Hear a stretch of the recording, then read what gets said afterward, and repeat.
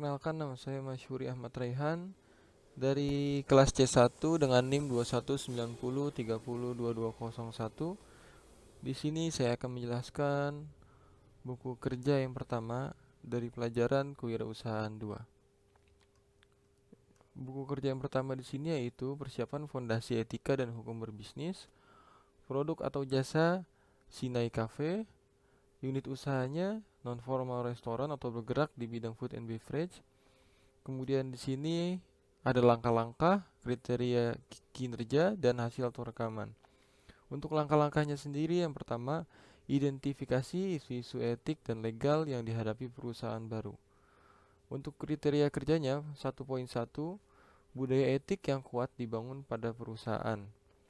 Untuk hasil rekamannya, membangun budaya etik dapat mencakupi mengembangkan code of conduct atau kode etik. Kemudian budaya etik yang kuat dapat mencakupi yang pertama ada akses modal yang lebih baik, reputasi merek yang lebih baik, kemudian meningkatkan komitmen karyawan, dan keempat meningkatkan loyalitas pelanggan. Untuk kriteria kinerja selanjutnya yaitu 1.2, notaris untuk perusahaan dipilih sesuai bidang bisnis. Hasil atau rekamannya, notaris untuk perusahaan mengetahui masalah permulaan dan bahwa dia telah berhasil mendampingi pengusaha melalui proses awal sebelumnya. Selanjutnya yaitu kriteria kinerja 1.3, perjanjian para founders disiapkan sebagai kesepakatan pendiri. Hasil atau rekamannya, perjanjian para founders dapat mencakupi yang pertama sifat bisnis prospektif, kemudian identitas dan usulan titel para pendiri, dan yang ketiga bentuk hukum kepemilikan bisnis. Lalu kriteria kinerja 1.4, perselisihan hukum dihindari. Untuk hasil rekamannya, perselisihan hukum dapat dihindari dengan yang pertama memenuhi semua kewajiban kontrak, kemudian dapatkan semuanya secara tertulis, tetapkan standar dan kesepakatan hukum. Kesepakatan hukum sendiri yaitu mencakupi perjanjian non-disclosure mengikat karyawan atau pihak lain seperti pemasok untuk tidak mengungkapkan rahasia dagang perusahaan. Kemudian perjanjian mencegah seseorang bersaing dengan mantan majikan untuk jangka waktu tertentu. Kemudian untuk langkah-langkah yang kedua yaitu memilih bentuk organisasi. Dan untuk kriteria kinerjanya 2.1, bentuk organisasi bisnis diidentifikasi.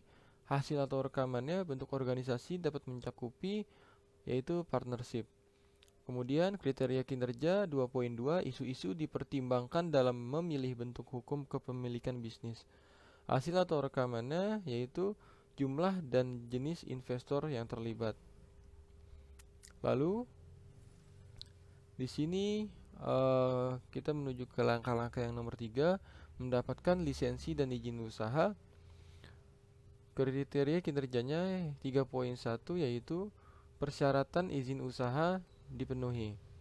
Hasil atau rekamannya, persyaratan izin usaha dapat mencakupi di sini dipilih yaitu syarat mengajukan SIUP online untuk perusahaan perseorangan, terdapat fotokopi KTP pemegang saham perusahaan, kemudian fotokopi NPWP, fotokopi situ, neraca perusahaan, materai 6000, foto direktur utama atau penanggung jawab atau pemilik perusahaan dengan ukuran 4x6 sebanyak 2 lembar, dan juga surat izin lain terkait usaha yang dijalankan.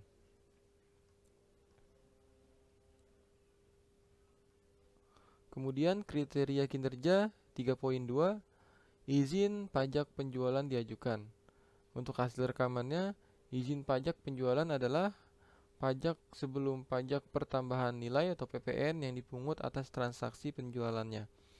Kemudian 3.3, izin dan izin kerja profesional dan pekerjaan didapatkan.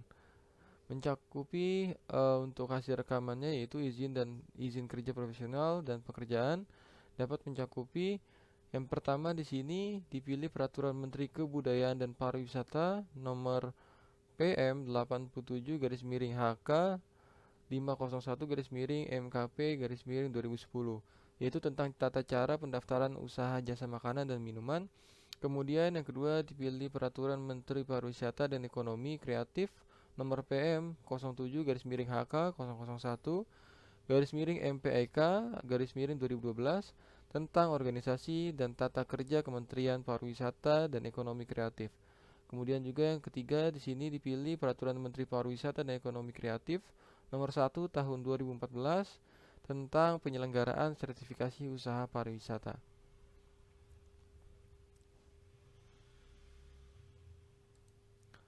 Lanjut ke buku kerja yang kedua dari pelajaran kewirausahaan.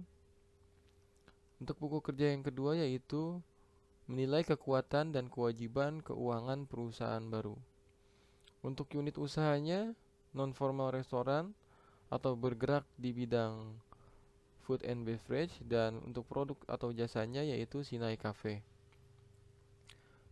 Yang pertama di sini untuk elemen identifikasi pengelolaan keuangan.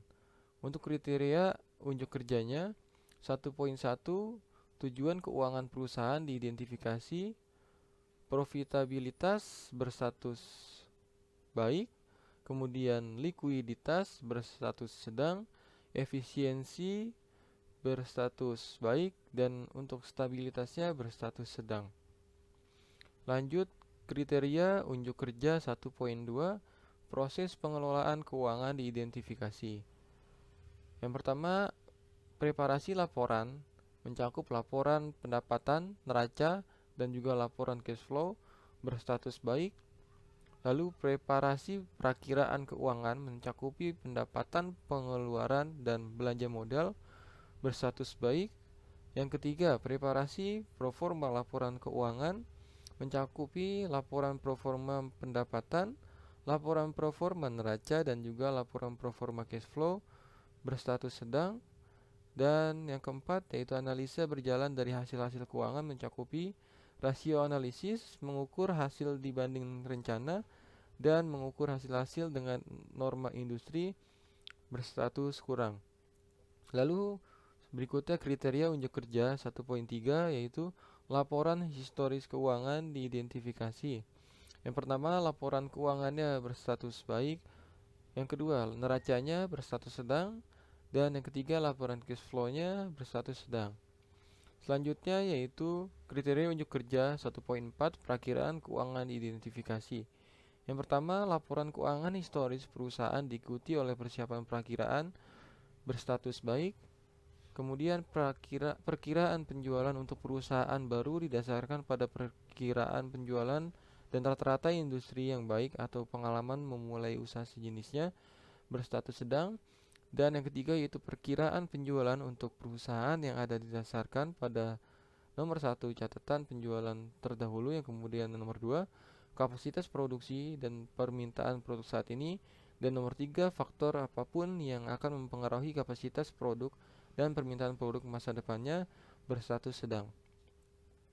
Kemudian elemen yang nomor 2 identifikasi proforma laporan keuangan. Kriteria unjuk kerjanya 2.1 laporan proforma diidentifikasi. Yang pertama, proforma laba rugi berstatus baik, proforma pendapatan berstatus baik, dan proforma neraca berstatus sedang. Kemudian juga ada proforma arus kas berstatus kurang. Kemudian kriteria unjuk kerja rasio analisis diidentifikasi yaitu 2.2 mencakupi likuiditasnya berstatus sedang, efisiensi operasi berstatus baik, dan profitabilitas berstatus baik.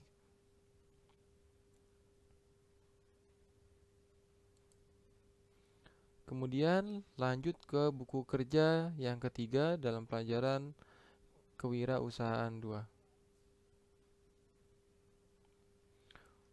Buku kerja yang ketiga di sini yaitu mengembangkan dan mengelola tim usaha baru. Unit usahanya non-formal restoran atau bergerak di bidang food and beverage, produk atau jasanya Sinai Cafe. Di sini ada langkah, kinerja, kriteria kerja, dan hasil atau rekaman hasil. Yang pertama, untuk langkahnya rencana staffing. 1.1 kategori okupasi diidentifikasi sesuai dengan persyaratan bisnis sebagaimana diuraikan dalam rencana bisnis. 1.2 tanggung jawab okupasi diidentifikasi dan 1.3 tugas okupasi diidentifikasi. Kemudian 1.4 persyaratan okupasi diidentifikasi. 1.5 kebutuhan pelatihan okupasi diidentifikasi. 1.6 jumlah tenaga kerja diidentifikasi untuk setiap okupasi. 1.7 perkiraan mulai kerja diidentifikasi untuk setiap okupasi. 1.8 FTA atau full time equivalent diidentifikasi untuk setiap okupasi. Dan 1.9 perkiraan durasi kontrak diidentifikasi untuk setiap okupasi. Untuk hasil rekamannya sendiri yaitu rencana staffing, organisasi atau proyek yaitu Sinai Cafe beralamat atau berlokasi di Lenteng Agung, Jakarta Selatan. Yang pertama, kategori okupasi di sini ada manajer yang bertanggung jawab atas seluruh kegiatan operasional kafe dari mulai buka hingga tutup. Kemudian tugas dari manajer sendiri yaitu yang pertama mempekerjakan dan memberhentikan karyawan. Kemudian yang kedua mengatur jadwal kerja. Yang ketiga mengurus inventaris.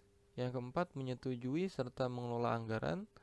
Yang kelima pemasaran. Yang keenam merencanakan menu yang disajikan. Yang ketujuh mempersiapkan acara atau event spesial. Yang kedelapan menerapkan dan memperhatikan standar kebersihan dan keamanan. Yang kesembilan memantau bahan baku. Dan yang kesepuluh menjamin kepuasan pelanggan. Persyaratan untuk manajer sendiri yang pertama pendidikan terakhir minimal S1. Kemudian yang kedua berusia minimal 25 tahun. Yang ketiga memiliki pengalaman bekerja minimal 3 tahun. Yang keempat mampu menangani keuangan dengan baik. Yang kelima mampu memimpin dan memberi contoh yang baik kepada karyawan lain. Dan yang keenam bisa berbahasa Inggris menjadi nilai tambah. Kemudian untuk jumlah tenaga kerjanya dibutuhkan 1 orang. Perkiraan mulai bekerjanya mulai dari 21 Desember 2021. FTA-nya yaitu 8 jam dan perkiraan durasi kontraknya yaitu 2 tahun. Kemudian selanjutnya kategori okupasi yaitu cook yang bertanggung jawab atas pesanan makanan tamu dan juga operasional di dapur. Tugas dari cook sendiri yaitu yang pertama membuat makanan sesuai pesanan tamu. Yang kedua menjaga kebersihan area dapur. Yang ketiga selalu memperhatikan bahan baku supaya terjaga baik kualitasnya. Persyaratannya yaitu yang pertama memiliki sikap disiplin dan tepat waktu. Yang kedua dapat bekerja sama dengan tim. Yang ketiga usia minimal 18 tahun. Yang keempat memiliki pengalaman di bidang tata boga lebih diutamakan. Dan yang kelima pendidikan minimal SMA atau SMK. Untuk jumlah tenaga kerja yang dibutuhkan yaitu 4 orang. Perkiraan mulai bekerja yaitu 21 Desember 2021. FTA-nya selama 8 jam dan perkiraan durasi kontraknya yaitu selama 1 tahun. Selanjutnya itu bartender atau barista. Bartender atau barista bertanggung jawab atas pesanan minuman tamu dan juga operasional di bar.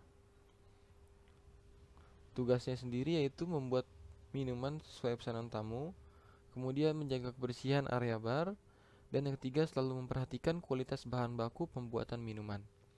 Persyaratan yang dibutuhkan yaitu yang pertama diutamakan laki-laki, yang kedua berusia minimal 18 tahun, yang ketiga memiliki pengalaman di bidang yang sama lebih disukai, dan yang keempat pendidikan minimal SMA atau SMK. Tenaga kerja yang dibutuhkan yaitu 2 orang. Mulai bekerja diperkirakan yaitu dari 21 Desember 2021. Untuk FTA-nya yaitu selama 8 jam dan untuk durasi kontraknya yaitu diperkirakan selama 1 tahun. Kemudian ada waiter atau waitress yang bertanggung jawab atas operasional kafe dan menjaga kebersihan serta kerapian area kafe. Tugas dari waiter atau waitress yaitu yang pertama mencatat pesanan tamu, yang kedua memberikan pelayanan dengan baik kepada tamu, yang ketiga mengantarkan pesanan makanan atau minuman ke meja tamu, dan yang keempat membersihkan piring atau gelas kotor bekas tamu. Persyaratan yang dibutuhkan yaitu yang pertama pria atau wanita, kemudian yang kedua usianya minimal 18 tahun dengan pendidikan minimal SMA atau SMK. Yang ketiga berpenampilan menarik dan bersih. Yang keempat memiliki pengalaman bekerja dan mau belajar. Yang kelima dapat bekerja sama dengan tim. Jumlah karyawan yang dibutuhkan yaitu sebanyak 4 orang. Diperkirakan mulai bekerja yaitu mulai dari 21 Desember 2021. Untuk FTE-nya sendiri yaitu 8 jam dan untuk durasi kontraknya diperkirakan selama 1 tahun. Kemudian ada kasir.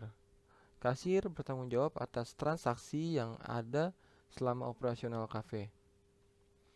Tugas dari kasir yaitu yang pertama menerima pesanan yang disampaikan oleh waiter atau waitress. Yang kedua membuat bill sesuai pesanan tamu. Yang ketiga melayani transaksi pembayaran oleh tamu. Dan yang keempat membuat laporan keuangan setiap harinya. Persyaratan yang dibutuhkan yaitu yang pertama diutamakan wanita.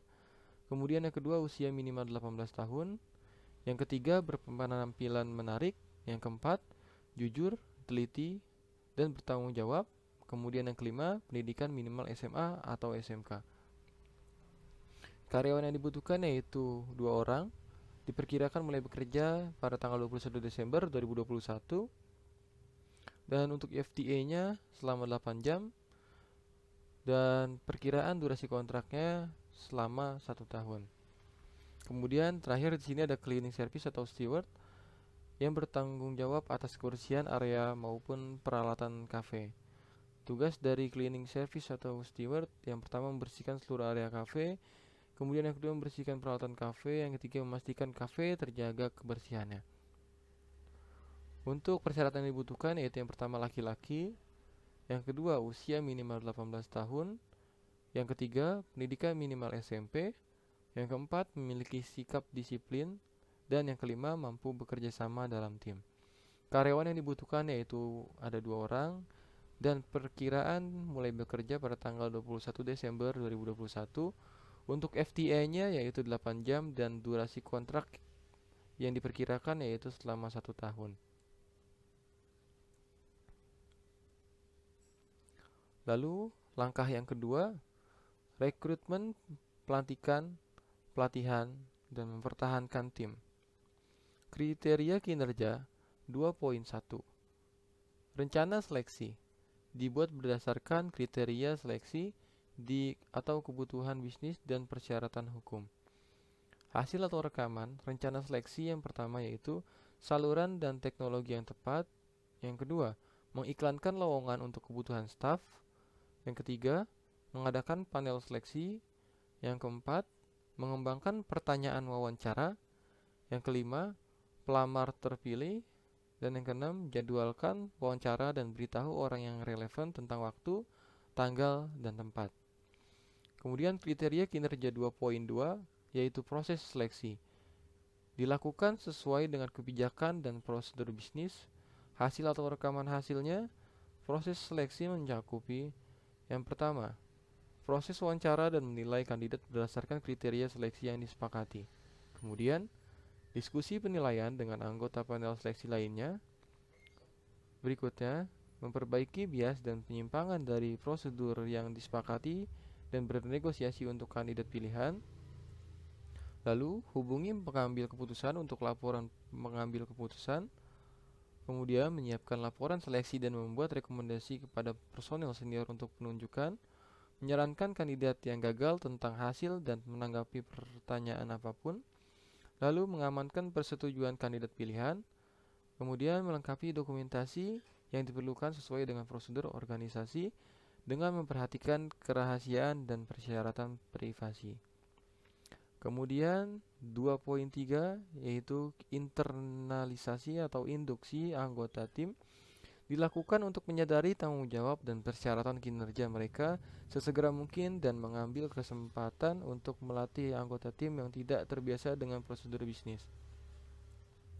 Hasil atau rekaman hasilnya, internalisasi atau induksi anggota tim mencakupi yang pertama, menyediakan kandidat yang berhasil dengan kontrak kerja dan dokumentasi lainnya. Kemudian yang kedua, memberitahu manajer dan tim kerja tentang penunjukan baru. Yang ketiga, memberitahu manajer dan staf tentang tanggal mulai kandidat dan membuat pengaturan administratif yang diperlukan untuk pembayaran dan pencatatan karyawan. Yang keempat yaitu mengatur pelantikan kandidat yang berhasil sesuai dengan kebijakan organisasi. Kemudian langkah yang ketiga yaitu memenuhi kewajiban hubungan industrial. 3.1 Hak kewajiban di tempat kerja dari pemberi kerja dan karyawan diidentifikasi sesuai dengan persyaratan hukum dan kode praktik. Untuk hasil atau rekaman hasilnya, hak dan kewajiban di tempat kerja dari pemberi kerja dan karyawan mencakupi yang pertama haknya yaitu hak memperoleh upah, kemudian hak mendapatkan kesempatan dan perlakuan yang sama, lalu hak mendapatkan pelatihan kerja, hak penempatan tenaga kerja, hak memiliki waktu kerja yang sesuai, hak mendapatkan kesehatan dan keselamatan kerja, hak mendapatkan kesejahteraan, hak ikut serta dalam serikat pekerja atau buruh, kemudian hak untuk cuti, dan yang terakhir hak khusus karyawan perempuan. Kemudian untuk kewajibannya mencakupi yaitu kewajiban ketataan, kemudian kewajiban konfidensialitas dan kewajiban loyalitas. Lalu 3.2 prinsip hubungan industrial dikembangkan secara positif dan konstruktif. Hasil atau rekaman hasilnya, prinsip hubungan industrial mencakupi yang pertama, kepentingan bersama yaitu pengusaha, pekerja atau buruh, masyarakat, dan pemerintah. Kemudian kemitraan yang saling menguntungkan yaitu pekerja atau buruh dan pengusaha sebagai mitra yang saling tergantung dan membutuhkan. Berikutnya yaitu hubungan fungsional dan pembagian tugas, kekeluargaan, penciptaan ketenangan berusaha dan ketentraman bekerja, peningkatan produktivitas dan peningkatan kesejahteraan bersama. Kemudian langkah yang keempat yaitu mengelola staf. 4.1 alasan pengembangan staf diidentifikasi.